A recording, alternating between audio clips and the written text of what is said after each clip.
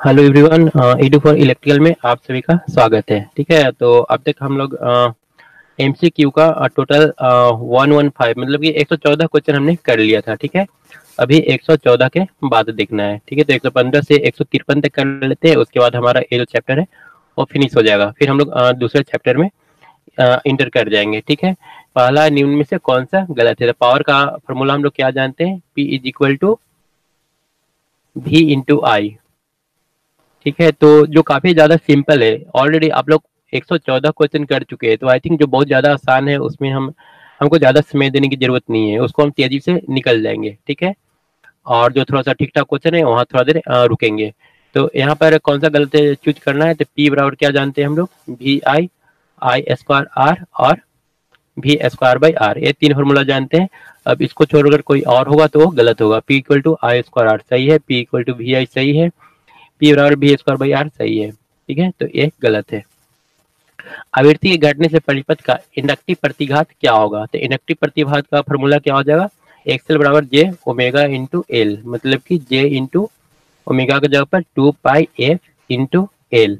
ठीक है, अब यहाँ पर आवृत्ति के घटने से, आवृत्ति मतलब कि फ्रीक्वेंसी के घटने से, फ्रीक्वेंसी अगर घटेगा तो क्या होगा? एक्सएल भी डिक्रीज कर जाएगा।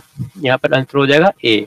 और एक्सी के केस में अपोजिट होता है, कैपेसिटिव इंडक्टेंस अगर है यहाँ पर, ठीक है, एक्सी का वैल्यू है तो यहाँ पर हो जाएगा 1/2 पाई एफ इंटू एल, मतलब कि यहाँ पर फ्रीक्वेंसी घटने से ए क्या होगा?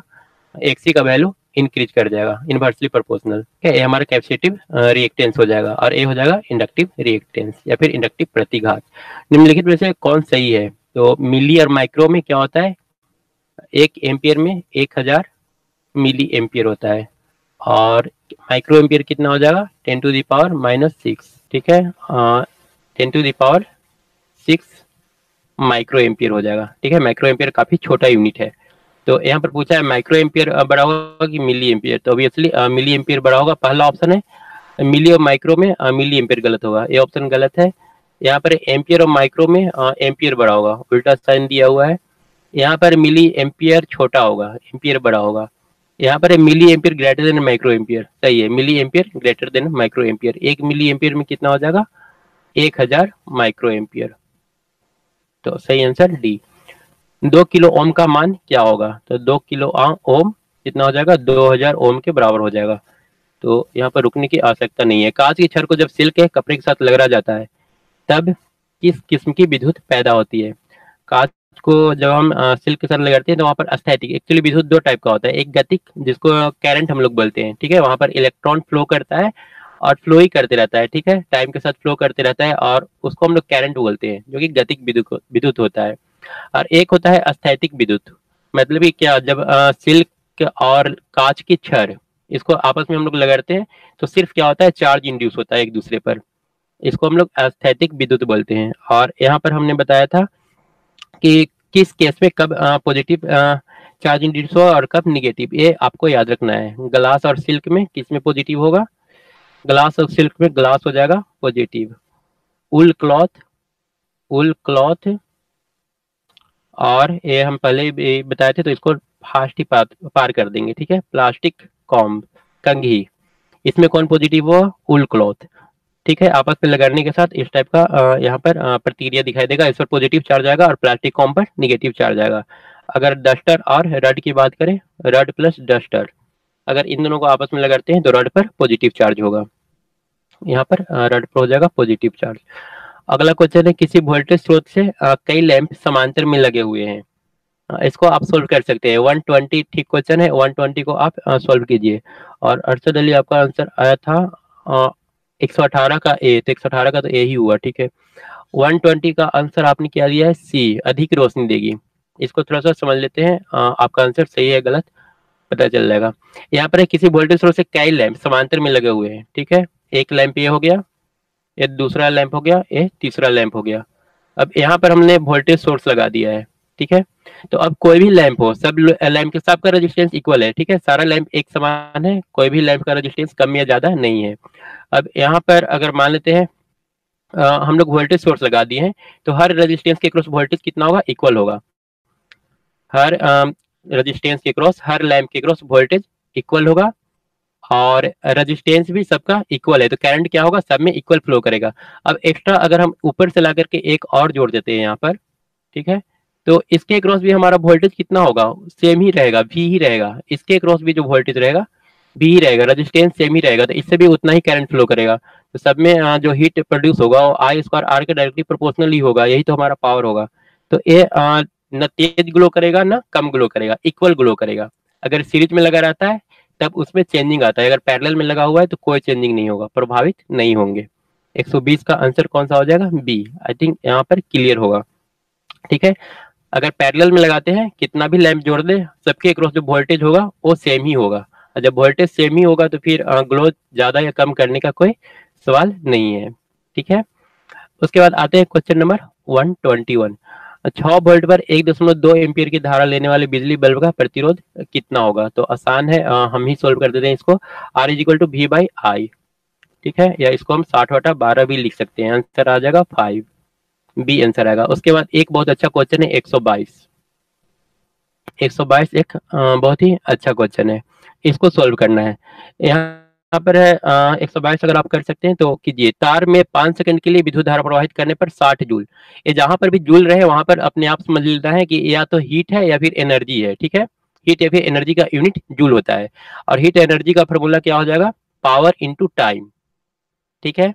तो आपको जो 60 दिया हुआ है, पावर इंटू टाइम का वैल्यू दिया हुआ है 60, और कितना देर तक इसको चलाया गया है, किसी तरह 5 सेकेंड तक। तो 5 सेकेंड तक तो हम लोग पावर यहाँ से निकाल सकते हैं। 60 में क्या करेंगे, टाइम से डिवाइड कर देंगे 5 से, तो 12 वाट, ये हमारा पावर निकल जाएगा।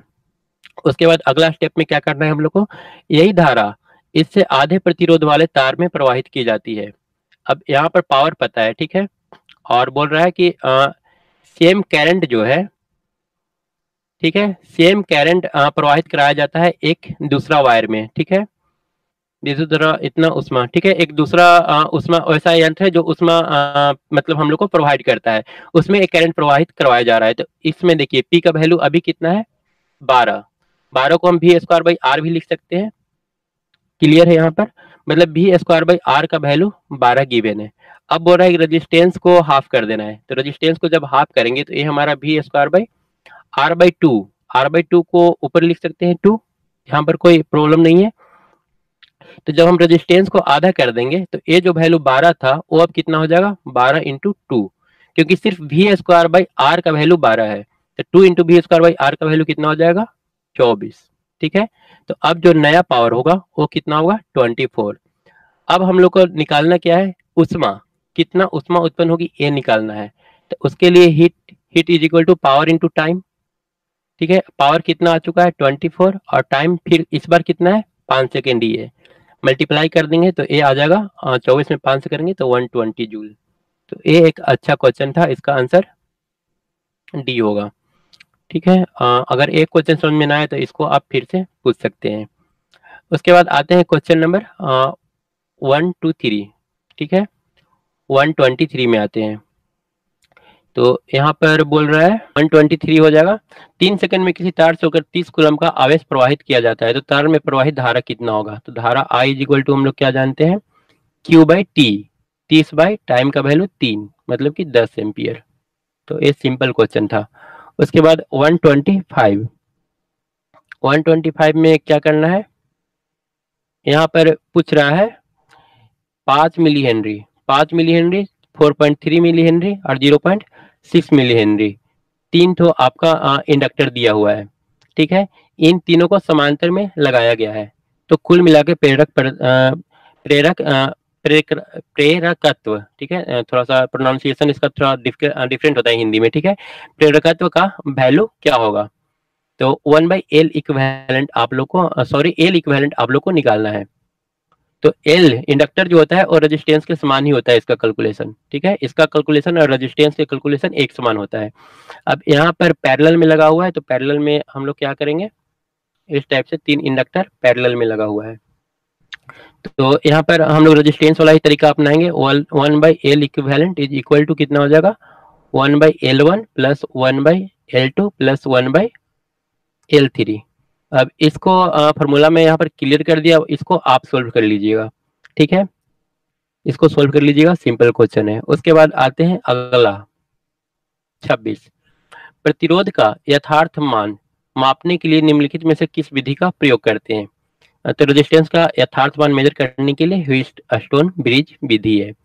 लेंज नियम निम्नलिखित के संरक्षण के नियम का परिणाम है। लेंज नियम नियम किस पर आधारित है? तो लेंज नियम बोलता क्या है? लेंज नियम के अनुसार, हालांकि ये थोड़ा सा दूसरा चैप्टर से क्वेश्चन उठा लिया है। लेंज नियम इन्होंने ये बताया था कि अगर किसी मैग्नेट को किसी कॉइल के पास लेकर के आते हैं, ठीक है, तो यहाँ पर ईएमएफ इंड्यूस होता है, ठीक है, ईएमएफ इंड्यूस होता है -n d∅dt, ठीक है।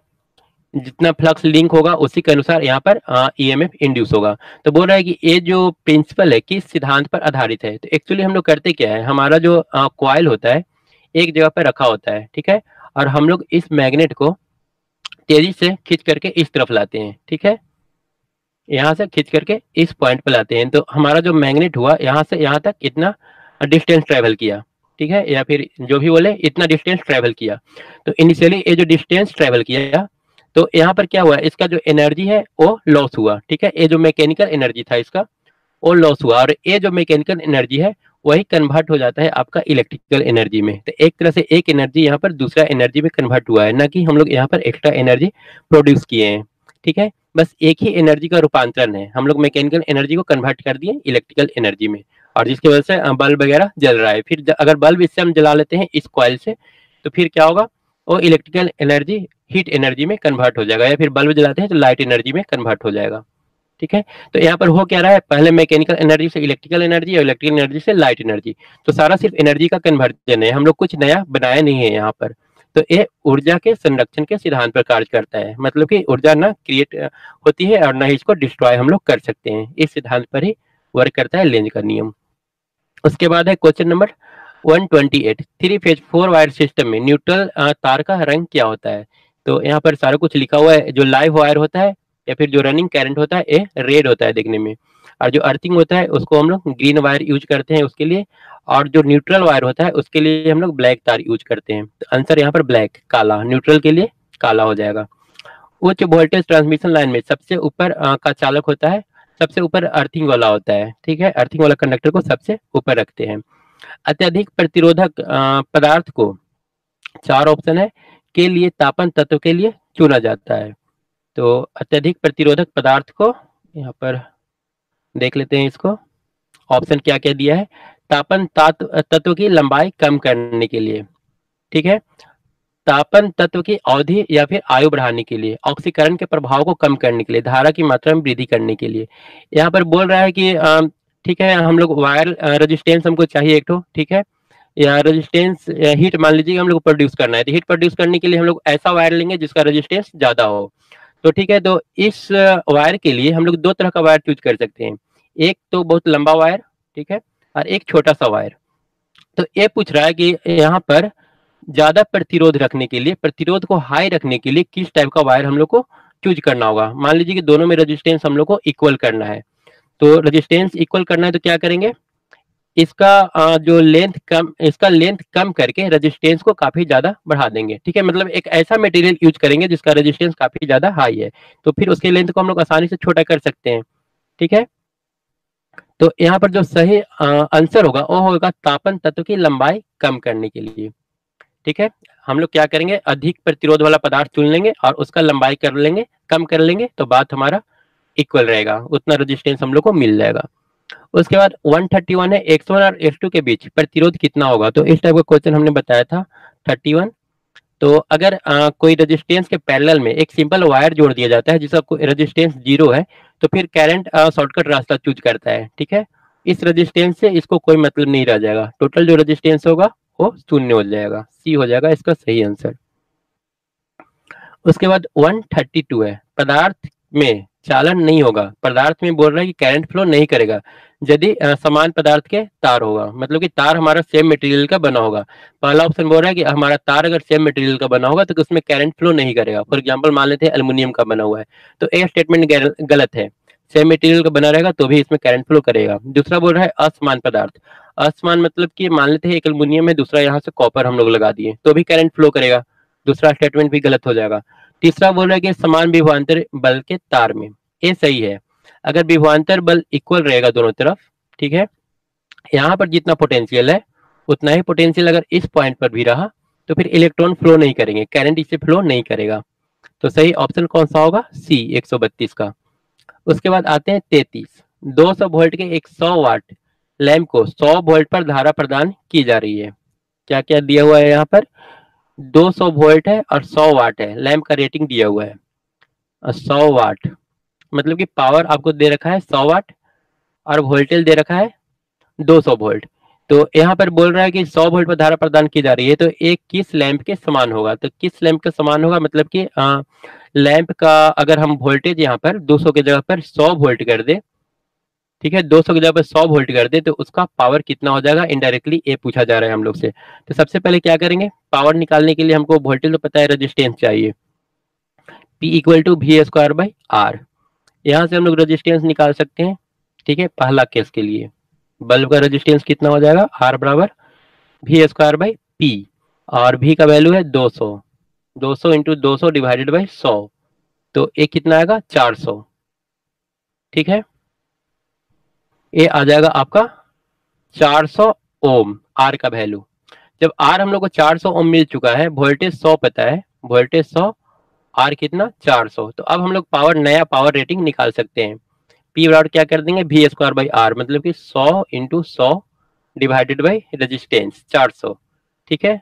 अगर कहीं पर भी डाउट होता है तो आप लोग दो तरीके से पूछ सकते हैं, कमेंट बॉक्स में भी लिख सकते हैं या फिर पर्सनल व्हाट्सएप करके भी पूछ सकते हैं। 9147786396, ये व्हाट्सएप नंबर स्टूडेंट्स के लिए ही है। तो यहाँ पर आंसर कितना आएगा? 25 वाट कहाँ पर है? ऑप्शन ए में। 134 आते हैं कि चालकता अधिकतम होती है, इलेक्ट्रॉन की चालकता अधिकतम होगी या फिर आयन की? प्रोटॉन न्यूट्रॉन में हम लोगों को कंफ्यूज जाना ही नहीं है, यहाँ पर कंफ्यूजन हो सकता है इलेक्ट्रॉन और आयन के बीच, तो यहाँ पर आंसर होगा आयन, आयन की चालकता ज्यादा होती है। उसके बाद आते हैं क्वेश्चन नंबर 135। 135 यहाँ पर दिया है सही, एक को दो से मिलाना है। तो ओम का नियम, ओम का नियम क्या बताता है? भी डायरेक्टली प्रोपोर्शनल होता है आई के, ठीक है। तो यहाँ पर तीसरा, पहला के साथ कौन सा मैच कर रहा है? तीसरा, वोल्टेज और धारा। उसके बाद है फ्लेमिंग का दाएं हाथ का नियम। तो एक्चुअली फ्लेमिंग का दाएं हाथ का नियम अभी हमने बताया नहीं है थ्योरी की क्लास में, क्योंकि ये दूसरे चैप्टर का क्वेश्चन यहाँ पर डाल दिया है, ठीक है। तो ये जो होगा राइट हैंड रूल जनरेटर के लिए वर्क करता है। तो यहाँ पर उत्पादन, जनरेटर में हम लोग क्या करते हैं? करंट उत्पादन करते हैं, तो बी को हम लोग उत्पादन के साथ मैच करवा सकते हैं। उसके बाद आवर्तित, तो आवर्त, ठीक है, फ्रीक्वेंसी से रिलेटेड है, तो एक किससे मैच करेगा? AC generator. और कुलम्ब का नियम, तो कुलम्ब का नियम तो फोर्स बताता है, ठीक है।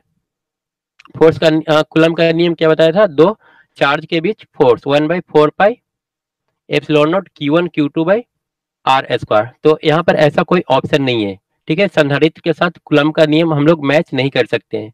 तो यहाँ पर कुछ मिस्टेक हो सकता है, इन लोगों का प्रिंटिंग मिस्टेक हो सकता है। फिर भी हम लोग देख रहे हैं तीन हमारा जो ऑप्शन है वो मैच कर रहा है कि नहीं। पहला पहला बिल्कुल मैच करना चाहिए, ए के साथ 3, ए के साथ 3 कहाँ पर है? यहाँ पर है, ठीक है। उसके बाद बी के साथ हमारा मैच करेगा 2, बी के साथ 2 सही है।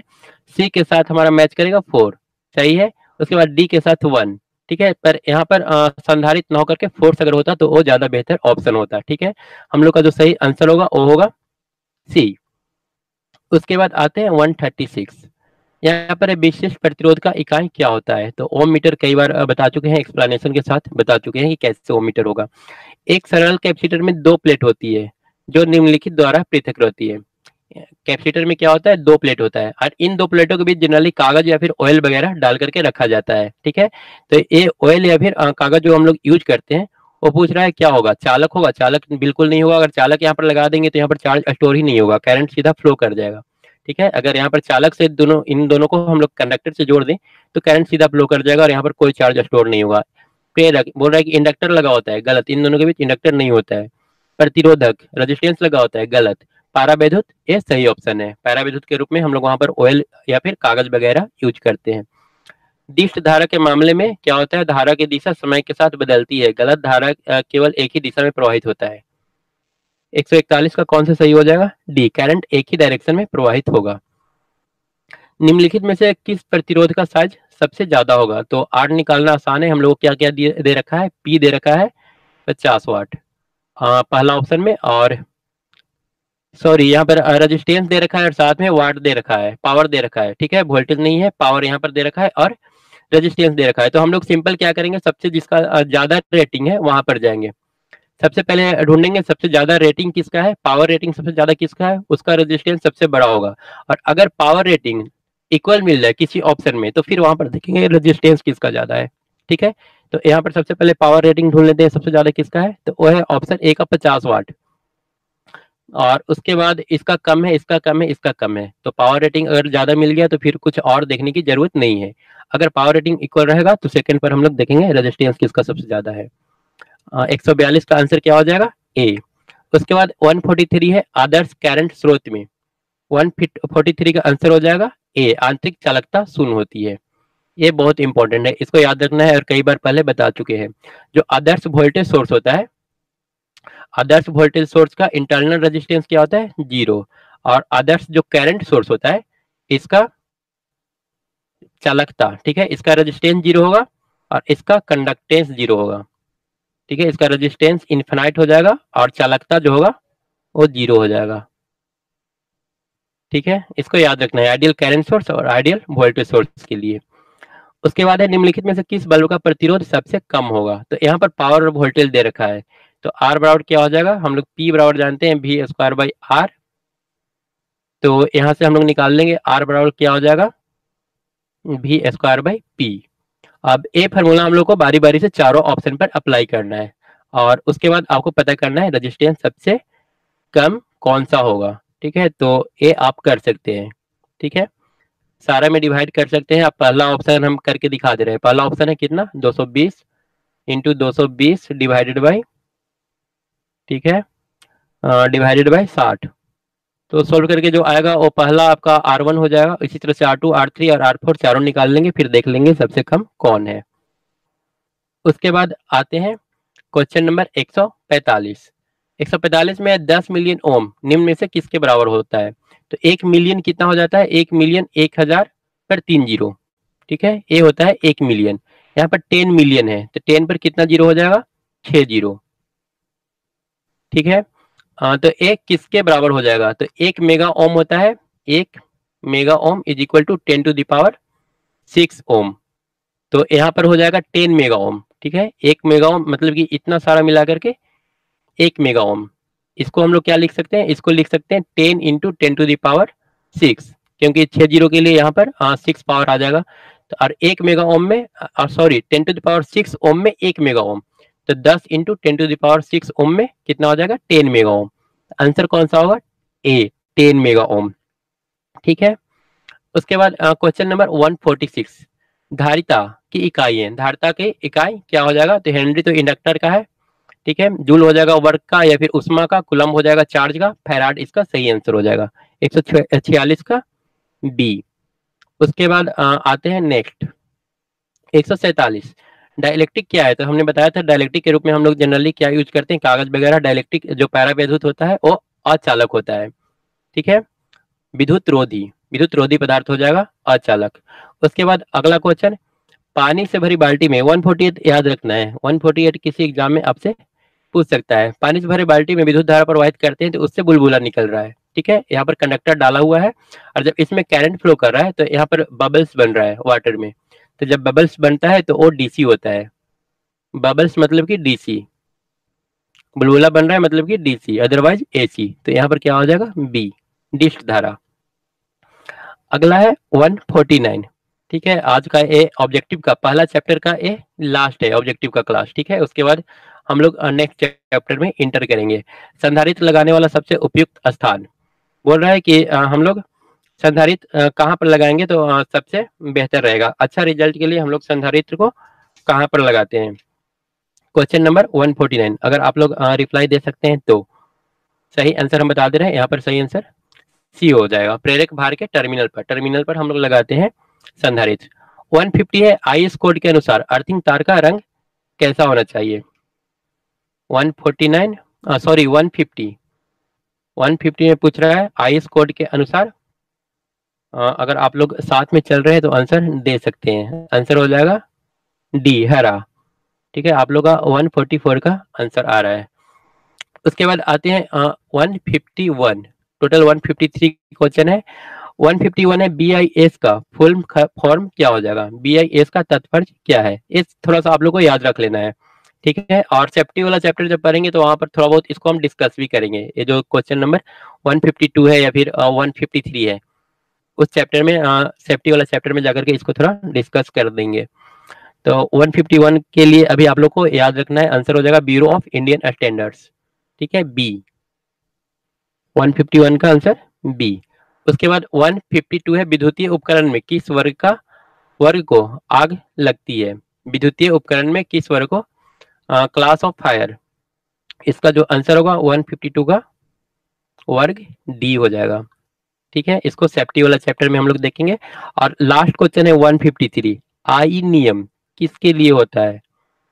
इस सुरक्षा और अच्छा पावर जनरेशन, सुरक्षा साथ में अच्छा पावर जनरेशन, सी। दोनों ऑप्शन इसमें से सही हो जाएंगे 153 के लिए।